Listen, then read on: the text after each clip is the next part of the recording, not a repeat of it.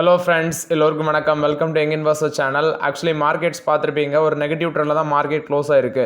Nifty 50 18 points நெகட்டிவில் close ஆயிருக்கு. 24,793 பாயிண்ட்ஸில் close ஆயிருக்கு. சென்செக்ஸ் பார்த்தீங்கன்னா 81,361 பாயிண்ட்ஸ் நெகட்டிவில் க்ளோஸ் ஆயிருக்கு. 82 points negative. Nifty bank 251 points நெகட்டிவில் க்ளோஸ் ஆயிருக்கு. 55,577 பாயிண்ட்ஸில் க்ளோஸ் ஆயிருக்கு. இது போக நிஃப்டி ஐடி பார்த்தீங்கன்னா 38,664 பாயிண்ட்ஸில் க்ளோஸ் ஆயிருக்கு. 365 பாயிண்ட்ஸ் நெகட்டிவ். ஸ்மால் கேப் ஒரு 940 பாயிண்ட்ஸ் விழுந்திருக்கு. இது போக எஃப்ஐஎஸ்டிஎஸ் டேட்டா. எஃப்ஐஎஸ் பார்த்தீங்கன்னா 1008 கோடிக்கு நெட் பையர்ஸாக இருந்திருக்காங்க. அவங்களோட பை வேல்யூ 11,965 கோடி. அவங்களோட செல் வேல்யூ 10,957 கோடி. 1008 கோடிக்கு நெட் பையர்ஸாக இருந்திருக்காங்க. இது போக டிஎஸ் பார்த்தீங்கன்னா 10,710 கோடிக்கு பை வேல்யூ, செல் வேல்யூ 10,344 கோடி, நெட் பையர்ஸ் 365 கோடிக்கு நெட் பையர்ஸாக இருந்திருக்காங்க. இது எஃப்ஐஎஸ்டிஎஸ் டேட்டா. ஸோ ஃபஸ்ட்டு பார்த்தீங்கன்னா வேர்ல்டு நியூஸை ஒரு ஷார்ட் அண்ட் ஷூட்டாக பார்த்துடலாம். ஃபஸ்ட்டு இஸ்ரேலுக்கும் ஈரானுக்கும் பார்த்தீங்கன்னா பிரச்சனை போயிட்டு இருக்குது. இதில் மூணாவது நாடுகள் நிறைய பேர் மூக்க துளைக்கிறாங்க. ஃபஸ்ட்டு ஈரானும் இஸ்ரேலும் சண்டை போட்டுட்டு இருக்காங்க. ஃபஸ்ட்டு அமெரிக்கா என்ன சொன்னாங்கன்னா, நாங்கள் அதாவது நீங்கள் இந்த வாரம் நிறுத்தலை அப்படின்னா நாங்கள் எங்களோட மிலிட்ரி ஃபோர்ஸை யூஸ் பண்ணுவோம் அப்படின்னு சொல்லி ட்ரம்ப் ஒரு பக்கம் சொல்கிறாரு. இஸ்ரேல் என்ன சொல்கிறாங்க, நாங்கள் அவங்களோட இப்போ டார்கெட் அந்த கம்பெனி அட்டோல்லா அலி கம்பெனியை பார்த்தீங்கன்னா கொள்வது, ஈரானோட சுப்ரீம் லீடர். அதான் இஸ்ரேலோட இப்போ ப்ரைம் ஃபோக்கஸாக இருக்குது. அமெரிக்கா என்ன சொல்கிறாங்கன்னா, எங்களுக்கு அவர் எங்கே ஒளிஞ்சிட்டு இருக்காருன்னு தெரியும், பட் நாங்கள் அவரை கொல்ல மாட்டோம், இந்த வாரம் ஸ்டாப் பண்ணுவோம்னு சொல்கிறாங்க. அட் த சேம் டைம் நாங்கள் இஸ்ரேலுக்கு சப்போர்ட் பண்ணுவோம்னு சொல்கிறாங்க. பட் அவங்க சப்போர்ட் பண்ணுவாங்களான்னு தெரியல. ஆனால் சப்போர்ட் பண்ணுற மாதிரி ஒரு நியூஸ் இருக்குது. அதை பேஸ் பண்ணி தான் இவர் பூட்டின் என்ன சொல்கிறாருன்னா, நாங்கள் இவர் யூஎஸ் இஸ்ரேலுக்கு சப்போர்ட் பண்ணால் நாங்களும் உள்ளே வருவோம் அப்படின்னு சொல்லி ரஷ்யா ஒரு பக்கம், சைனா ஒரு பக்கம் ஈரானுக்கு சப்போர்ட் பண்ணுறாங்க.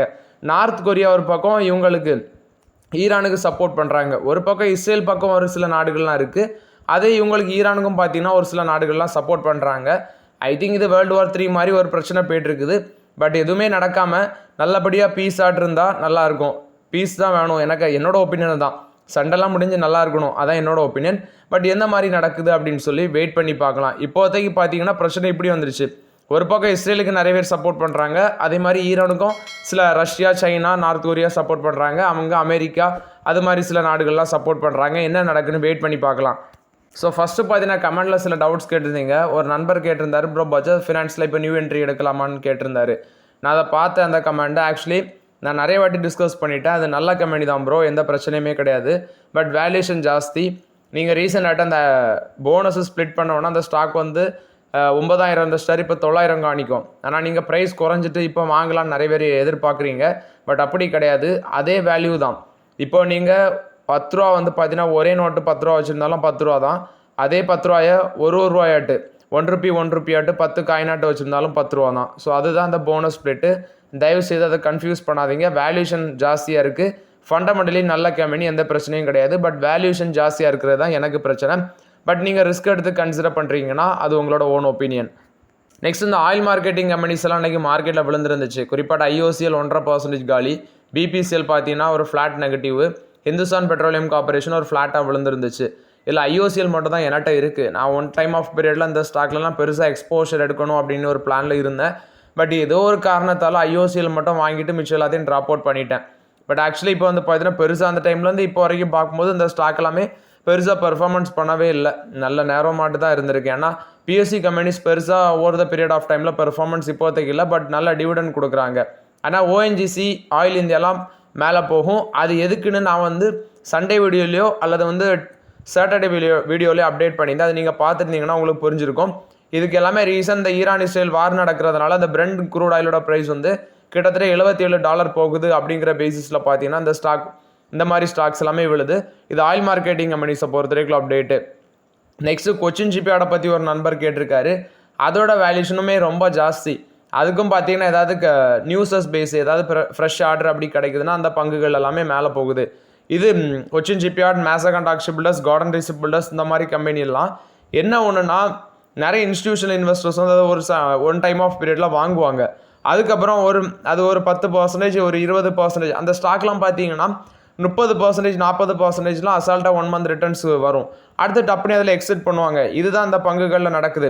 ஆக்சுவலி ஃபண்டமெண்டலி நல்லா இருக்க கம்பெனியில் வேல்யூஷன் ஜாஸ்தியாக இருக்குன்னா இப்படி தான் பண்ணுறாங்க. அதே மாதிரி வோடஃபோன் ஐடியாவில் என்ன நடக்குது, வாங்குவாங்க 10% மேலே போனால் எக்ஸிட் பண்ணால் அவங்களுக்கு நிறைய லாபம்.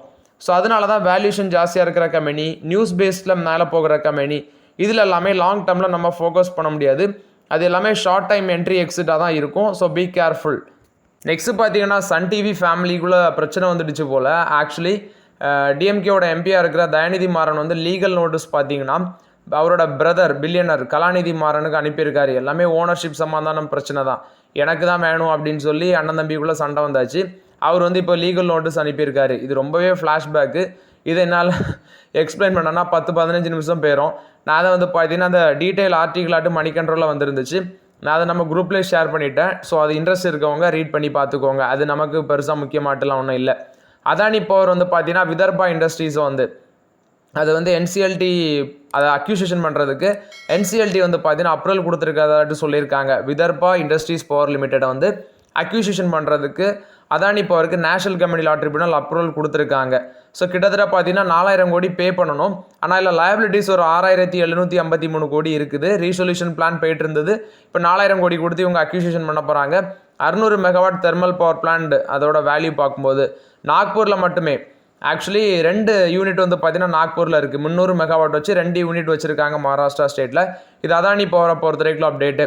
இந்தியாவிலே லார்ஜஸ்ட் போர்ட் பார்த்தீங்கன்னா 30,000 கோடி டெப்ட்டில் வந்து 30,000 கோடி டெப்ட் ரைஸ் பண்ணி அதை கெட்ட போகிறாங்க அப்படின்னு சொல்கிறாங்க. ஆக்சுவலி அந்த போர்ட்டோட நேம் பார்க்கும்போது வாதவன் போர்ட் ப்ராஜெக்ட் லிமிடெட், அவங்க தான் பார்த்தீங்கன்னா ஓனர்ஸு. நார்த் மும்பையில் தான் போடுறாங்க. ஸோ கிட்டத்தட்ட அந்த டெப்டோட ரேஞ்ச் பார்க்கும்போது 15 to 20 இயர்ஸ்ன்னு சொல்கிறாங்க. ஸோ ஜவஹர்லால் நேரு போர்ட்டோட சேர்மன் உன்மேஷ் ஷரத் வாகு அவர் தான் அந்த அப்டேட்டை கொள்கிறாரு.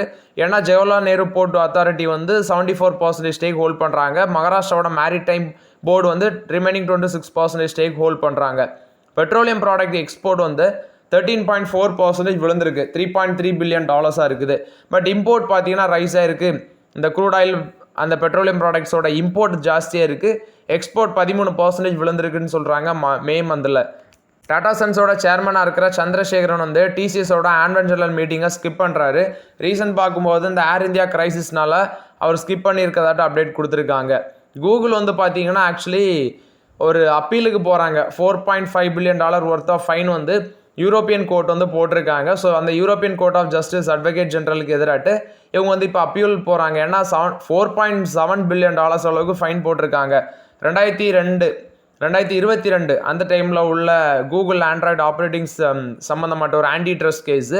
ஸோ இது ஒரு long running antitrust case. இப்போ வந்து பார்த்தீங்கன்னா இவ்வளோ ரேஞ்சுக்கு ஃபைன் விழுந்திருக்கு. அதனால இப்போ வந்து அந்த அனௌன்ஸ்மெண்ட்டுக்கு எகென்ஸ்டாட்டு அந்த தீர்ப்புக்கு எகென்ஸ்டாட்டு அவங்க அப்பீல் பண்ணியிருக்காங்க. ஸோ என்ன மாதிரி தீர்ப்பு வருதுன்னு வெயிட் பண்ணி பார்க்கலாம். நெக்ஸ்ட்டு 2025 லாங் டேர்முக்கு பை பண்ணுற சில ஸ்டாக்ஸ் வந்து brokerages firms domestic brokerages firms வந்து அப்டேட் பண்ணியிருக்காங்க. பார்க்கலாம். 10 to 20% ரிட்டர்ன்ஸ் கிடைக்கும் அந்த 4 பங்குலன்னு சொல்கிறாங்க. ஃபஸ்ட்டு பார்த்தீங்கன்னா ஹாப்பியஸ்ட் மைண்ட்ஸுக்கு ஆனந்த் ரெட்டி சொல்கிறது பை ரேட்டிங் சொல்கிறாங்க. $790 target price, current market price 667, 18% மேலே போகும்னு சொல்கிறாங்க. டாடா மோட்டர்ஸுக்கு எம்கே குளோபல் வந்து சொல்கிறது $750 target price, $675 current market price, 11% மேலே போகும்னு சொல்கிறாங்க. ஐசி செக்யூரிட்டிஸ் டிசிபி பேங்குக்கு சொல்கிறது 24% மேலே போகும், $141 current market price, $175 target price. Nuvama Galaxy Surfactants இதுக்கு சொல்கிறது $3061 target price, $2693 current market price, $2499 current market price, 22% மேலே போகும்னு சொல்கிறாங்க. இதெல்லாம் பார்த்தீங்கன்னா அந்த ப்ரோக்கரேஜஸ் ஃபார்ம் சொல்கிறது லாங் டேர்மில் அந்த ஸ்டாக் நல்லா பெர்ஃபார்மன்ஸ் பண்ணும், ஷார்ட் டைமில் ஒரு 10 to 20% ரிட்டர்ன்ஸ் கிடைக்கும்னு சொல்கிறாங்க. இன்வெஸ்டர்ஸ் வந்து பெயிண்ட் பிஸ்னஸில் தான், கிராசிம் இண்டஸ்ட்ரீஸில் பெயிண்ட் பிஸ்னஸில் தான் இன்வெஸ்டர்ஸ் பெட் பண்ணுறாங்க. ஏன்னா கோர் பிஸ்னஸ் வந்து வீக்காக தான் போகுது. இது நீங்கள் பார்த்தாலே தெரியும், அவங்களோட லாஸ்ட் குவார்ட்டர் ரிசல்ட்ஸ் எல்லாமே எடுத்து பார்த்தாலே தெரியும். ஏன்னா கிராசிம் இண்டஸ்ட்ரீஸில் இப்போதைக்கு நல்லா பண்ணுறதுனா பெயிண்ட் பிஸ்னஸ், அதுவும் எந்த அளவுக்கு நல்லா பண்ணுதுன்னா ஏஷியன் பெயிண்ட்ஸு, உங்களுக்கு ரைவல்ஸாக இருக்கிற ஏஷியன் பெயிண்ட்ஸ் பொறாமப்படுற அளவுக்கு இவங்க நல்லா பண்ணுறாங்க. Next Quant mid cap fund வந்து பார்த்தீங்கன்னா சில ஸ்டாக்ஸில் வந்து எக்ஸிட் பண்ணியிருக்காங்க, பை பண்ணியிருக்காங்க மே மந்தில். கொச்சின் ஷிப்யார்ட் இப்போ வாங்கலாமான்னு கேட்டிருந்தீங்களா, அதுக்கு ஒரு பெஸ்ட் எக்ஸாம்பிளோட சொல்கிறேன். ITC, Lupin, Aditya Birla life style இந்த ஸ்டாக்ல எல்லாமே ஃபஸ்ட்டு வாங்கியிருக்காங்க. இந்த 3 ஸ்டாக்குமே ஃப்ரெஷ்ஷாக அவங்களோட போர்ட்ஃபோலியோவுக்கு ஆட் பண்ணியிருக்காங்க குவான் மிட் கேப் ஃபண்டு. இது போக எக்ஸிட் பண்ண 3 ஸ்டாக் பார்க்கும்போது Cochin shipyard, Bharat heavy electricals, Ipca laboratories. Cochin shipyard பாருங்கள், அவங்க ஒரு டைம் ஆஃப் பீரியடில் வாங்கியிருக்காங்க, அதை எக்ஸிட் பண்ணியிருக்காங்க. இப்போ மிட் கேப் ஃபண்டாக இருக்கிற இந்த மிட் கேப் ஃபண்ட் வந்து ஐடிஸில் 50 லட்சம் ஷேர் ஆட் பண்ணியிருக்காங்க. ஆதித்யா பிர்லா லைஃப் ஸ்டைல் பிராண்டில் 27.64 லேக் ஆட் பண்ணியிருக்காங்க. லூப்பின்ல ஒரு 1.90 லேக்கு. அதே சமயம் பாரத் எலக்ட்ரிக்கல்ஸில் எக்ஸிட் பண்ணியிருக்காங்க. கொச்சின் ஷிப்யார்டில் 8.80 லேக் ஷேர் எக்ஸிட் பண்ணியிருக்காங்க. இப்கா லேபரேட்டரிஸில் 5 லட்சம் ஷேர் மேலே மே மந்தில் எக்ஸிட் பண்ணியிருக்காங்க. ஹெச்பிசிஎல்ல ஆட் பண்ணியிருக்காங்க. ஆல்ரெடி ஸ்டேக் இருந்திருக்கு, பட் ஸ்டேக்கை இன்க்ரீஸ் பண்ணியிருக்காங்க. கோல்கேட் பாம் ஆயிலில் ஸ்டேக்கை இன்க்ரீஸ் பண்ணியிருக்காங்க. மேரிகோல ஸ்டேக்கை இன்க்ரீஸ் பண்ணியிருக்காங்க. கண்டெய்னர் கார்பரேஷன் ஆஃப் இந்தியாவில் ரெடியூஸ் பண்ணியிருக்காங்க இந்த குவார்ட்டரில். ஆதித்யா பிர்லா ஃபேஷன் அண்ட் ரீட்டெயிலில் பார்த்தீங்கன்னா ஷேரை வந்து ஆட் பண்ணியிருக்கிறாங்க. ஆதித்யா பிர்லா ஃபேஷன் அண்ட் ரீட்டெயிலில் பார்த்தீங்கன்னா ஸ்டாக் வந்து சேல் பண்ணியிருக்காங்க. ரிலையன்ஸ் இண்டஸ்ட்ரீஸ்லேயும் ஒரு 2.53 லேக் ஷேர் வந்து விற்றுருக்கதாட்டு சொல்லியிருக்காங்க. அது மட்டும் இல்லாமல் எல்ஐசி ஹவுசிங் ஃபைனான்ஸ், எம்ஆர்எஃப் இந்த மாதிரி பங்குகளில் எக்ஸிட் ஆயிருக்காங்க. Jio financial, JSW infrastructure, GMR airport, Tata power, Tata communication, United beverage, oil India, Bharat forge இதில் வந்து அவங்களோட ஸ்டேக் பெர்ஃபார்மன்ஸ் வந்து அன்சேஞ்சாக இருக்குது இந்த 17 ஸ்டாக்ஸில். இது வந்து குவான் மிட் கேப் ஃபண்ட் கொடுத்த அப்டேட்டு. அசோகா பில்கான் வந்து $67 million worth of road project வந்து குயானாவில் வின் பண்ணியிருக்கிறதாட்ட அப்டேட் கொடுத்துருக்காங்க. இது வந்து east coast road linkage project win பண்ணியிருக்காங்க அசோகா பில்கானு. ஐடிடி சிமெண்டேஷன் இந்த ஷேர் வந்து ஃபோக்கஸில் இருந்துச்சு. 960 கோடி ஒர்த் ஆஃப் கான்ட்ராக்ட் கிடச்சிருக்கு, கன்ஸ்ட்ரக்ஷன் கான்ட்ராக்ட். இது ஐடிடி சிமெண்டேஷனை பொறுத்த வரைக்கும் அப்டேட்டு. என்டிபிசி பார்த்தீங்கன்னா 5 ஹைட்ரஜன் ஃபியூல் செல் பஸ்ஸஸ் வந்து ஈகோ ஃப்ராகைல் பேசிஸில் ஹிமாலயன் ரீஜன், அந்த லடாக் ரீஜனுக்கு பார்த்தீங்கன்னா கொடுத்துருக்கதாட்டு சொல்லியிருக்காங்க ஹைட்ரஜன் பவர் பஸ்ஸஸ். இது ஏன்னா அந்த மாதிரி ஏரியாவில் வந்து க்ரீன் மொபிலிட்டியை மைல் ஸ்டோனாக அச்சீவ் பண்ணுறதுக்கு வேண்டி என்டிபிசி இந்த 5 ஹைட்ரஜன் ஃபியூல் செல் பஸ்ஸஸ் வந்து கொடுத்துருக்காங்க. இது என்டிபிசிக்கு ஒரு பாசிட்டிவ் அப்டேட்டாக இருக்குது.